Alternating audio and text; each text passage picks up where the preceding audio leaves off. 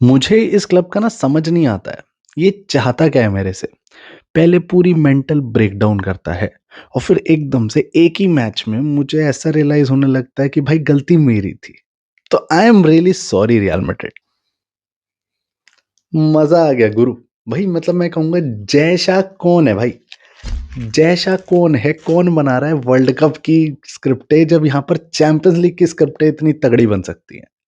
ये मतलब मैं स्क्रिप्टेड इसलिए कह रहा हूँ क्योंकि जहाँ रियल मैड्रिड पे कोई भरोसा नहीं कर रहा था, फैन्स इतना बू कर रहे थे, कह रहे थे अपनी औकात देख लो, तुम व्हाइट रियल मैड्रिड की जर्सी पहन के खेल रहे हो, थोड़ी-सी पासिंग वगैरह अच्छी कर लो।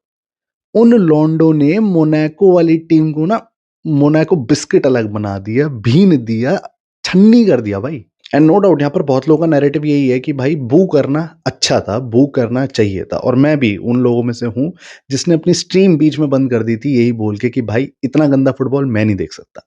लेकिन कल ये जो मैंने गेम देखा है, ये देखने के बाद मैं ये कह सकता हूँ कि एटलीस्ट हमारा अटैक में कॉन्फिडेंस है।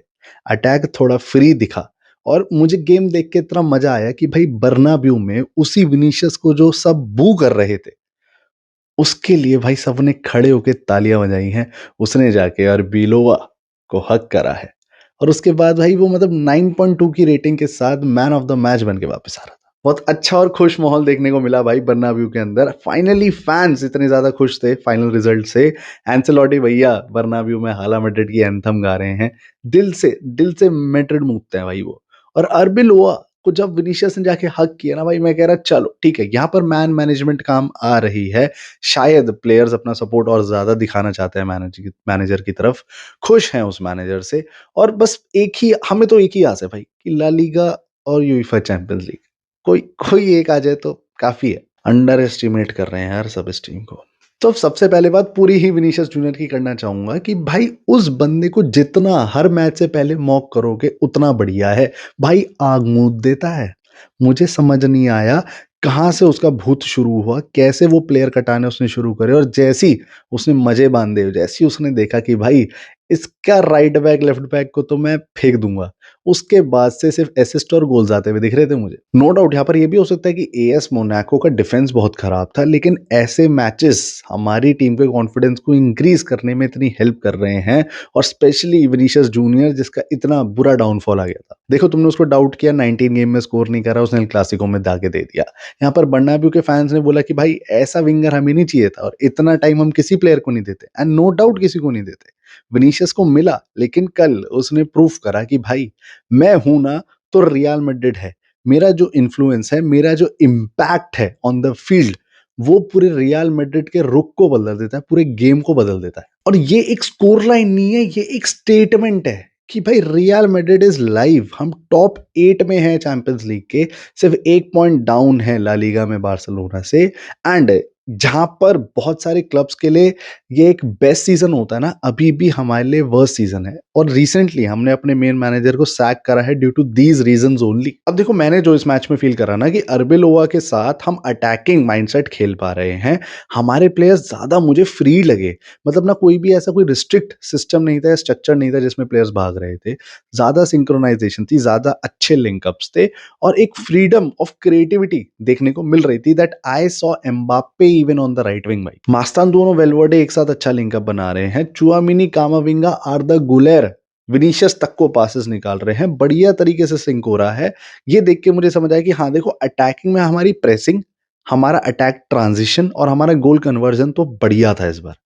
लेकिन एक छोटी सी कमी, वो आप मुझे कमेंट सेक्शन में बताओ क्या दिखी होगी। अगर दोनों ही टीमें अटैक मार रही हैं और सामने मोनाको की जगह कोई और ऐसी बेहतरीन टीम होती जो अटैकिंग में, जो फिनिशिंग में उसके विंगर्स और मिडफील्डर्स तगड़े हैं, तो जैसे मैं कहूंगा जैसे शोबोसलाई ने मारा था ना लिवरपूल के साथ हमें, जो जिस हिसाब से वो दाग रहा था, जिस हिसाब से पीएसजी ने हमारा भूत बनाया था ना, ऐसी टीमें भी बना के चली जाएंगी और पता भी नहीं चलेगा। लेकिन मैं कहीं देख रहा हूँ भाई विनीशियस को 9 रेटिंग मिल रही है, कहीं 9.2 मिल रही है, कहीं 9.4 मिल रही है। भाई मेरे हिसाब से तो 11 दे दो, तुम्हारे हिसाब से क्या हो कमेंट सेक्शन में ज़रूर बता देना। लेकिन अगर कोई अनफॉर्चुनेट की बात करे तो वो हमारे एम्बापू भैया थे। 2 गोल मारने के बाद भैया तीसरे के लिए आग लगाए बैठे थे कि भाई अब आ जाए, अब आ जाए, अब आ जाए। पहले विनीशियस ने एंड मोमेंट पे पास नहीं करी और आखिरी में रेफरी ने सीटी मार दिया। भाई यूं खड़े होकर हंस रहा था, कह रहा are you comedying me? Arda Guler attack and attacking midfield मेरे को बहुत ही ज्यादा अच्छी शेप में देखने को मिला। मैं कह पा रहा था कि भाई हाँ, दिस इज माई टीम, ऐसे चलती है पासिस। बट एएस मोनाको के बहुत सारे एरर्स थे, लेकिन वो एरर्स हुए भी इसलिए हैं कि अरबिलोआ का जो स्टाइल है that is high line pressing. उसने एटलीस्ट आर्दा गूलर, चुआमिनी और कामाविंगा से तो उतनी प्रेसिंग कराई कि एएस मोनाको के मिडफील्डर्स हगास पे हगास मचाते गए और हमने on a counter attack DNA of Real Madrid goal पे गोल धोख दिए। लेकिन देखो 3-4 मिनट से 5 मिनट से मैंने बहुत तारीफ कर दी रियल मैड्रिड की, लेकिन मैं बात करना चाहूंगा सबसे बड़ी गलती, तो सीधा आ जाओ डिफेंस लाइन पर। मैं सिर्फ नंबर्स की बात करूंगा यहां पर। हमने टोटल पूरे मैच में 25 शॉट मारे और वहीं मोनाको ने 20 शॉट मारे। हमने इनसाइड द बॉक्स 6 शॉट मारे और मोनाको ने 7 शॉट मारे। हमारे ऑन टारगेट शॉट थे 7, मोनाको के थे 13। हमारे पास वर्ल्ड क्लास गोलकीपर था, उनके पास नहीं। हमारे पास थोड़े से एक दो थोड़े थोड़े ठीक फिजिकलिटी वाले डिफेंडर्स थे और उनके पास नहीं। तो डिफरेंस बस इतना सा ही है कि हमारे पास थोड़ा ज्यादा पैसा था तो हमने थोड़े अच्छे डिफेंडर खरीद लिए, थोड़े से अच्छे बोलूंगा, सिर्फ मोनाको से हल्के से ऊपर।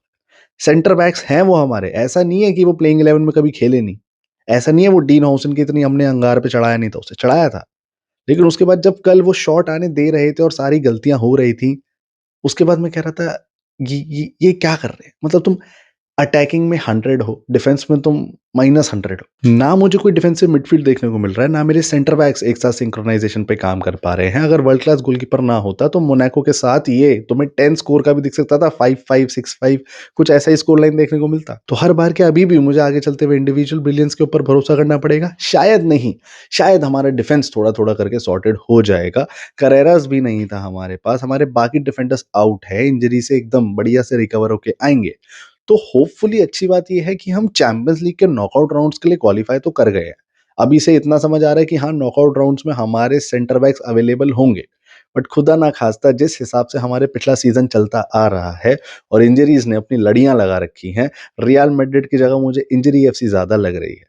तो उस हिसाब से अगर एक भी डिफेंडर गायब हुआ तो आर्सेनल पीएसजी जैसी टीम है ना, दोनों टांगे चौड़ी करके मारेगी। और तुम इन फोटोज से समझ पाओगे कि हमारा मिडफील्ड, हमारा डिफेंस बिल्कुल खुला पड़ा था, कोई प्लेयर मार्क नहीं हो रहा है। उनके 2 क्रॉस बार लग चुके हैं, कुर्तवा समझ नहीं पा रहा भाई मैं कितना ऊंचा ऊंचा कूदूं, और हमारे सेंटर बैक्स उसके बाद भी नहीं सुधर रहे। अब देखो मैच में क्या रिजल्ट रहा उससे हटके मैं बात करना चाहता हूं।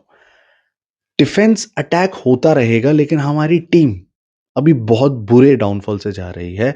हम सिर्फ एक ही चीज देख पा रहे हैं कि पिछले एक सीजन से अब तक ना हमारे डिफेंडर्स प्लेयर्स कोई लाइनअप में एक बार मतलब लगातार 2 मैचेस सही से खेल नहीं पा रहे हैं। इस वजह से अटैकर्स पे काफी ज्यादा लोड आ जाता है स्कोर करने का, और जब वो चीज नहीं हो पाती है तो आपको पता ही है अभी रिसेंटली क्या चल रहा था। मैं ये नहीं कह रहा कि फैंस ने जो किया या हमने जो किया वो गलत था, वो सही था बिल्कुल। हमें प्लेयर्स को मॉक करना पड़ेगा कि भाई कुछ कर लो, because we have seen the legendary Real Madrid proving with Ronaldo, Benzema, Di Maria, Kaka, Ozil वाली चीज, ठीक है। बट अब टाइम बदल चुका है और उसको एक्सेप्ट करना भी उतना ही जरूरी है कि this football is different. Mbappe, Vinicius, Mastantuono, Rodrygo, Camavinga, they will eventually play, लेकिन हमारे centre backs and full backs का उतना ही सपोर्ट होना पड़ेगा। अगर हमें फ्रेश प्लेइंग 11 नहीं मिलेगी, एकदम कंप्लीट सही प्लेइंग 11 नहीं मिलेगी, तो गेम में आपको उतार चढ़ाव देखने को मिल सकते हैं। प्राइम एग्जांपल बार्सिलोना, सिर्फ रफीना की एब्सेंस में टीम हार जाती है, तो समझो यहाँ पर रियल मैड्रिड के तो फुल बैक, सेंटर बैक सब इंजर्ड है। तो इस टाइम पर इंपॉर्टेंट ये है समझना कि रियल मैड्रिड किस सिचुएशन से जा रही है। इंपॉर्टेंट ये है समझना कि क्या हम ज्यादा तो नहीं जाके कमेंट सेक्शन में किसी को बुरा भला बोल रहे हैं। बैड टाइम है, लेकिन इस बैड टाइम में मॉक तो कर रहे हो, लेकिन अगर टीम अच्छा परफॉर्म कर रही है तो सपोर्ट दिखाना बिल्कुल मत भूलना। वीडियो के आखिर तक आ ही गए हो तो लाइक तो कर ही दिया होगा। चैनल को जल्दी से सब्सक्राइब कर दो और अपने पूरे मैड्रिड समाज को ये वीडियो भेज दो और बोलो कि भाई रियल मैड्रिड को ना अब सपोर्ट करना पड़ेगा। अरबिलोआ हो, क्लॉप हो, जिडेन हो, कोई भी आए आगे चल के, have to support your team till the last breath. वरना देखो ग्लोरी हंटर्स तो बहुत सारे हैं, 15 चैंपियंस लीग, इतनी सारी स्पेनिश सुपर कप्स और कोपा डेल रे सब जीता हुआ है हमने। यूरोप की लेगेसी है, रॉयल्टी है, लेकिन इस टीम को सपोर्ट करने करने वाले जो डाई हार्ट फैंस है ना, वो बहुत कम है। तो जस्ट मेक श्योर आप अपने मेंटली प्रिपेयर्ड हो और इस टीम के लिए आपका बस एक ही चीज हो कि भाई नो मैटर हम हारे या जीते, we bleed white and will always bleed white. हाला माद्रिद गाइस, मिलते हैं आपसे अगली वीडियो में।